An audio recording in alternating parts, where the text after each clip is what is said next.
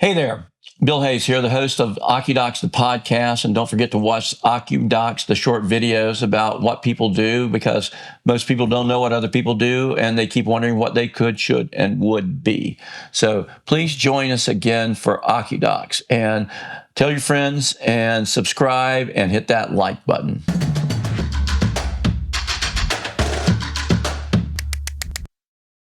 Our guest today is Ray Williams, one of my dear friends and an amazing human being. Ray, thank you for coming here and sharing some of your insights about thank you, Bill. The music business and the movie business, two amazing businesses. Would you say your job was a dream job? I didn't think of it as a job. I think of it as being a great dream and just a lot of fun. Fantastic, Ray. I love that. So Ray was an A&R guy. He's going to tell us what that means. And he was also a music supervisor in the movie business. He's going to explain how he even got that job and what does a music supervisor do for the movie business. You know, your life in rock and roll is unbelievable history, and we got to get to those stories in a minute. But how you actually started in the working world is another fun, interesting story as well. Could you share that? Yeah, well, I left school when I was 15 years old. And the reason I left was I suffered with dyslexia. And I found it a problem. And I thought, let me get out in the big wide world and get a job. So as I lived at Heathrow Airport, which was a small place in those days, I found a job as an office boy working for Alitalia Airlines in Oxford Circus, right in the West End of London. And that's where I started. I became an office boy. It was right bang in the center of Oxford Circus. It was right in the center of the West End. And it ended up being, you know, if I took 1.5 square miles in a circle, that's where I would stay for many years to come. I used to have, there was a guy who used to cut my hair cut. So at the age of 13, this before I left school, he said, you got to follow this band. So I started following Cliff. Cliff Bennett had a band called Cliff Bennett and the Rebel Rousers. I was following them for a couple of years. And then one day, Cliff said, we got this TV program coming down that had just started called Ready, Steady, Go. And they're going to see if they're going to put us on the program. And he said, will you come along to the show? The TV presenter came down, Kathy McGowan, and a producer, Vicky Wickham. And they decided after the show to put the band on Ready, Steady, Go. And Kathy McGowan, the presenter, said to me, would you like to come along with the band? Because you're their little fan, aren't you? I said, yeah. So I went along. Were you the only fan? Well, they had quite a few fans, but I was a traveling fan. You were the traveling. I'd get a bus to go and see them anyway. So you really got your start in the music business as a traveling fan. A traveling fan on public transport. Well, there you go. There's something. I did not know that. That's one way to get started in the business. Yeah. Frame this up for me. Yeah. This is sort of like England's version of American Bandstand, right? It would be, right? Yeah. It's the English version of American Bandstand or Soul Train. Yeah, maybe not quite with the dancing, but I like that good. But right, suddenly you're one of the Mickey Mouse Club where you're like one of the regulars. Right? Well, it's one of the Mickey Mouses. Yes. Right. Yeah, it was great. Did you get to meet the bands as well when you were there? Yeah, I got to meet virtually everybody. Long story short, they introduced me to a guy called Brian Somerville. And he said, well, you go and be interviewed by Brian. He's looking for a personal assistant. They didn't tell me what Brian did, but Brian turned out to be the Beatles' publicity manager. And he'd come with the Beatles on their first trip and was very much involved with that period. And then he set up his own business. And that's what he was looking for, an assistant. What are you learning during all this point so far? You're a young guy. You're getting incredible opportunities. Well, what am I learning? First of all, I'm meeting all the journalists, all the music journalists, all the national journalists that are involved with writing about music. And so I got to know them very, very well. And therefore, I got to know a lot of people. And that was the start of learning. You got to meet these people. You got to have a relationship with them to get anything out of them. And if they liked you, they're more likely to put something in the paper that you're involved with. And I learned that follow-up was very important, which was slammed into my head. So what got you that next big break? Because we're always, in the world of working, you're looking for, leveraging what you've learned and what do you do next? Well, Tommy Rowe, after doing a tour, was so impressed that he had a young kid that could push out stories for him. He offered to get his manager, to try and get his manager to give me a job. And it ended up that Bill Lowry in Atlanta and Tommy Rowe gave me a job, and they took me to Atlanta. And I hate to keep asking this, but how old were you? Well, no. 18? 17, 18. Okay. You're 18. You're in now. Is this your first time to the United States? Yeah. So you're 18. You finally come to America, and you're working with giants again. Yeah. All right. What happens next? I come back from Atlanta, and I work for Lowry in London under the auspices of Chappell Music, the largest publisher in the world. And one day I got a phone call from Peter at NEMS, and he said, I've recommended you to my friend Bob Reisdorf, who is coming over to open up Liberty Records. I said, what have you recommended me for? He said, to be A&R man. Oh. I said, that's unusual. He said, no, I think you'd be good. So. Now, Raymond, let me interject here. Yeah. What is an A&R person? A&R means artists and repertoire. And what do they do? Basically, they're the ones that have to find the talent. I mean, the head of it all is to find talent, sign talent. It's like, well, it's a bit more, isn't it? Find somebody in the NFL trying to find new players, right? New talent. So it's really finding them. It's finding them. I went to meet Bob Reisdorf, and Bob had owned a record label called Dalton Records, and he'd sold it to Al Bennett, who owned Liberty. So you're at Liberty Records now. Yeah. Sort of pinching yourself, trying to, as an A&R guy suddenly. And your first job is to find new talent, correct?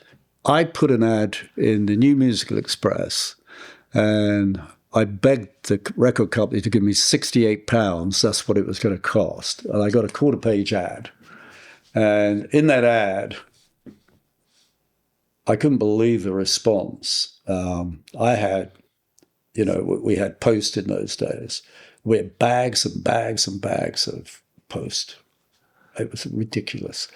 And I thought, well, I'm young, enthusiastic. I'll open every envelope. And I went through the whole lot. We had this guy come along then called Reg Dwight. And I'd seen him in a band. And I'd seen him sing with Long John Baldry. And I thought, well, he's written in. Let's get him in. He comes in, sits down, and starts to tell me that Long John Baldry won't let him sing many songs, and he wanted to be a singer, and he wanted to, make a record. And he said, I've even got a name I thought of. I said, what's that? He said, Elton. Elton what? Elton John. And he said, I've got the John part from Long John Baldry. And then the Elton, there was a guy called Elton Dean in his band. And that's how he came up with Elton John. So he borrowed two names from band members and became his own person. Yeah. Unlike Rocket Man, where he looks at a picture of John Lennon. Right. Yeah. But there he is. And he comes in and we're talking, and I felt enormous sympathy for him because I said, look, there's a piano over there. Go and play it. Come and So you have a sing piano in your office? I did. And so he said, well, what am I going to sing? I said, do you write any songs? He said, no. He said, I've written a couple, but they're not very good. So why don't you sing? What can we sing? So He'll Have to Go was one of them, the old country song. Okay, let's go and sing it. And he sang it. And to this day, he still does it occasionally. So that was one of the songs. We did 3 others. And I said, well, let's go and make a demo. We hired this cheap studio with egg boxes all over it to keep the sound in. We didn't have the soundproofing that you do today. And we ended up making some demos. My boss turned them down, turned Elton down, didn't like them. And I said to him, look, I'm not supposed to do this, but I'm going to help you. And I introduced him to 2 other writers I'd been helping. I'd actually had a spare room in the apartment I had, and I'd hired a piano, and I was helping them. And so I introduced Elton to them. And then I got a letter from Bernie Taupin, who said, I'm essentially a poet, but I think my lyrics could be set to music. So, again, you're 20 years old at this point? Yeah, I was 19 when I got the job. The ad went in the day after my birthday, so I'm now 20. So you're 20 years old, and you're renting a flat with a piano in an extra room. Yeah. And with a couple of writers, and you decide to put Elton John up with them. Well, I hired it and let them use it. The flat. Okay. Yeah. And then, so what happens? So Bernie comes in. Bernie comes in. I read the lyrics. I write back to Bernie and say, look, why don't you come down and see me? And I ended up giving those to Elton, and Elton quite liked them. And then we introduced them to each other. And it went on from there. And I kept in touch with Elton the whole time. And he eventually came back and asked me, would I be his manager? So you were the A&R guy at Liberty Records at this point, and Elton John comes to you and asks you to be his manager. Yeah, but I had been also managing Jeff Lynne because they needed help as well. So you became Elton's manager? I became the Idol Race and Jeff's manager first, and then I became Elton's manager. Now, that's a lot more responsibility and activities than an A&R guy, right? Suddenly it's more than just finding talent. Managing somebody is it's a lot of different things. Yeah, but you don't think about that when you're young. We started doing a lot of gigs in Europe, mainly Great Britain, but we do a lot of TV shows in Europe because the Elton John album really got great reception. But generally, everything was started to build up, and we were getting some sort of following from the TV shows. But we needed to break America. We needed to go to America. So step out of this for a second, because there's a movie about all this, Rocket Man. Yes. And I always was curious, since I've known you, as like, what's it feel like to have somebody in a movie play you? Because suddenly there's you in the movie, right? Well, it is a little bit weird. Right? It was weird because obviously the film had a lot of license, as it was advertised, it was a true fantasy. Right? Yeah. But there you are in the big screen being, somebody being you. Yeah. That had to be a little crazy, right? It was. But what about the feeling of coming to America? Now, you've been to America, you've been over here, but now you're coming with this guy to Los Angeles and the Troubadour. And this is a big deal, right? I'd been to the Troubadour before. Oh, had you? Oh, yeah. And so that was 1970. I'd been to the Troubadour in 66 and 67. Oh, you're old hat. I was an old hat, yeah. And so I knew it. I knew the venue. And, I had a lot of friends in LA. What about that moment, though, when Elton John suddenly starts singing at the Troubadour and everybody goes, holy guacamole, this guy's the deal? Well, it was all very nerve-wracking to begin with. Right. I mean, actually, in Rocket Man, it's a very nervous start. And it really was a nervous start. We had Neil Diamond introduce Elton because his publisher then worked for Dick James, who had financed our trip over there. But it took off once they saw what a sound, three of them, because there was only three in the band, and they made a big sound. It was phenomenal. And a lot of it, obviously, was Elton's ability to play the piano in the way he does. Which song that Elton wrote sticks out that you suddenly realized what you had? Well, I always loved your song. If Hard song. not to like it, right? Yeah. I mean, that was one of his. But there were lots of great songs he wrote. Yeah, when you look, I like the one he wrote for my daughter, Amarina.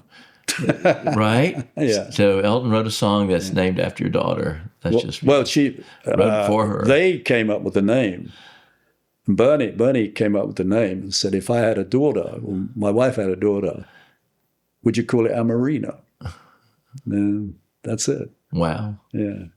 So Ray, you'd mentioned earlier that one of the important things in any occupation is to be able to follow up and have that skill to follow up. Could you tell me a little bit more about that? Yeah. When I got to Liberty Records, the boss, Bob Reisdorf, first thing he mentioned was something I mentioned earlier, follow up. He said, you got to follow up. You got to follow up. You got to follow up. And I was conscious of that when I was looking for the artists, trying to find artists. I realized when Elton and Bernie were now together that even though I wasn't following up for Liberty, I was following up by keeping on their case and trying to introduce them to different people. And Graham Nash was another person that we knew the Hollies very well. And indeed, we tried to start a little publishing company with the two writers that I'd been helping and myself. And we called it Naraki, Nicky, Ray and Kirk. And we had Elton and Bernie. And Gralto was Graham, Allen and Tony. And that how all the names came together. And that led to Dick James. And Dick James swallowed up, pushed everybody out, and signed all the contracts for Elton. So always watch, when you're doing things, make sure you get some paper. And even when you get paper, things can still go wrong. The movie and the music business are tough businesses. They're for a bunch of different reasons, but you've got being buttoned up, as we say, is terribly important constantly. You've got to be, so it's a lesson learned is to always be on top of those things. Problem is that... But you're too young. How old are you at this point? Well, the time I'd gone to the Troubadour, I was 23. 23, all of 23. Yeah. Yeah. All of 23. So that's pretty young to be managing that kind of responsibility. Sure. Sure is. Yeah. So suddenly you don't have a job managing Elton John anymore. Right. What do you do? Find another band. So how'd you do that? I started looking around, and a couple of friends of mine who managed the Kinks, Robert Weiss, mainly, and Robert said, why don't we form a company together and you find another band? And that's what we did. And I found another band, and that was Steelers Wheel. Jerry Rafferty was in the band, and we got that together, and we got Lieber and Stoller, who were amazing writers themselves. They wrote Jailhouse Rock.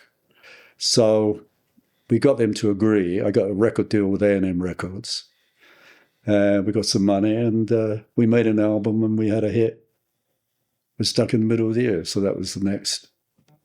All right, so you're back on track as a manager at this point in your life. Yeah. So what happens next? I wanted to get a change in the music business, and wanted to see if there was a way I could mix my experience in music and somehow connect it to the film business. And then that's when I became a music supervisor. So one of the interesting things in many people's lives are these transitional periods where you've been really good and successful at something, and suddenly you're going to try something else. That takes courage, doesn't it? Or Stupidity. or maybe both. But is blind. But it is a interesting, point in many people's lives. It's overcoming the fear and willingness to be able to try to do something else when you've been good at something so long, right? Yeah. I think the one thing I had was the fact that I knew so many people, and there must be some use in that for something. How are we going to use that? And a friend of mine, Tony Stratton Smith, was very much involved with. He had a record label called Charisma, and he had Genesis and Peter Gabriel and Julian Lennon. But he was interested in film, and he invested in the original Monty Python films. And we were mates, and we were talking. I said, "Why don't we do something in film?" He said, "I'm up for that." And we started a company to supervise the films. The music folks didn't really have a clue about the film business and the production. You think of a budget, you see these big numbers, but in fact, when you break it down, it's very small numbers for each part of making a film. And I thought, what if I could help by being a producer of putting those numbers together for both the music industry and the film industry? And I saw they had a name for this. It was called, what was it, music coordinator or something? Anyway, we started using supervisor. And it was the early days of what now is a recognized business. A very important aspect of any film. Yeah, very much so. Because what would happen, you look at a film budget, back in the day, it would be studio, conductor, orchestra, wouldn't it? There'd be no money in there to pay for rights or this, that, and the other. So I tried to build that budget and try and warn producers to come up with it, don't spend it, and we'll find ways of covering it if we run out. And that's what I started to do. And in those days, you could make record deals. And because I knew my way around, it was a lot easier for me to make a record deal. When did The Last Emperor come along? Was that one of your first? I'd worked with a producer called Jeremy Thomas. He was a great guy. And I'd got to know my way around the UK independent film scene. And I'd worked on one of his films, Insignificance, which had Tony Curtis in it, and Gary Busey. It was a very interesting small budget film that they recommended I worked on Jeremy's next film. And that was Bernardo Bertolucci. So I started to get involved with that. But it took 3.5 years before we finally were able to deliver it. Well, you won a bit of an award, didn't you, for the music for The Last Emperor? Well, it won lots of awards. It won everything. In fact, it was winning everything, and it comes up to the music of the Academy Awards, and you're thinking, oh my God, it's won every other award. What's going to happen? It's coming up to the music. And we were relieved that we won it because we didn't want to be the ones to not win anything. It won, I think, 9 awards. It was great. David Byrne, Sakamoto, and Kong Su. They did a great job with the 3 writers. So, Ray, often in life when one has a job, there's a job description. But in your case, I don't think that happened, did it? It was never a here's your job, Ray. It was sort of you had to make it up and continue to be fluid. Totally. Because from the day I became an office boy, I had no idea I was going to end up in the music business. And you just have to go with the flow. And my flow was meeting amazing people, getting to know them, making a decision when I got to a crossroad. And instinct was mostly the thing I relied upon. If I felt good about something, I'd go for it. You don't always succeed, but I succeeded more than I failed. We got to learn from our failures.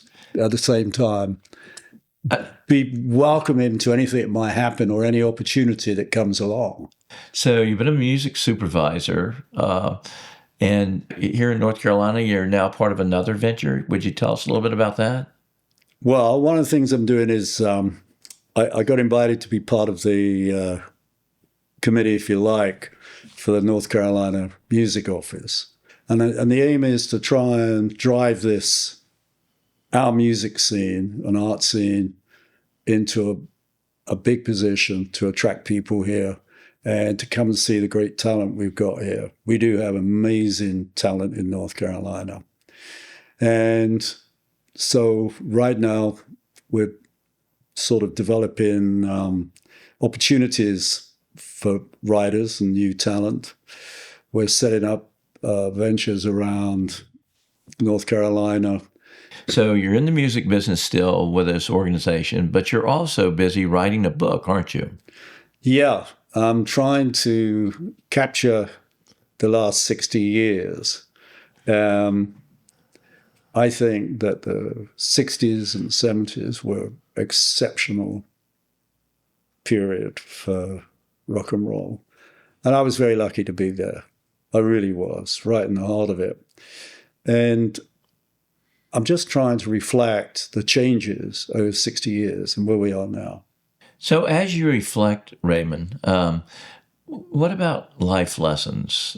Can you share a few things for our Occudocs audience about things that you've learned along the way? Yeah. Are there a couple of things that stick with you that are, you think, I'm glad I learned that. That was probably pretty smart that I did that. I think honestly, never give up.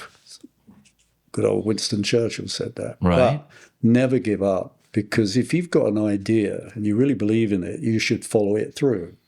You really should. You keep going. There comes a point possibly where people say it's stupid to carry on. But if you really believe in it and you're enjoying it, you should do it.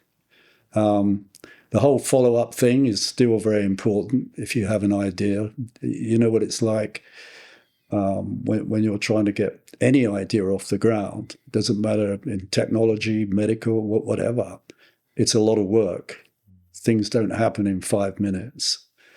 And if something doesn't work, then make sure you find something you enjoy. Because if you don't enjoy it, you're not going to do a very good job. If someone wants to be in the music business, do you have a sage piece of advice for them? Cross your fingers. It's hard work. It's very hard work. The glamour moments are few and far between. Be realistic, but if you believe in it, it's a great environment if you think about it. You've got all the music in the world to listen to, haven't you? And to be aware. But there is one thing that I think you have to be open to, and that's to be eclectic in your music taste in order to appreciate good things. You can't just choose one type of track or type of music or genre. You have to take on board all types of music, particularly to do work in films and stuff like that, Well, out of all the things you've gotten to do, what gave you the most joy?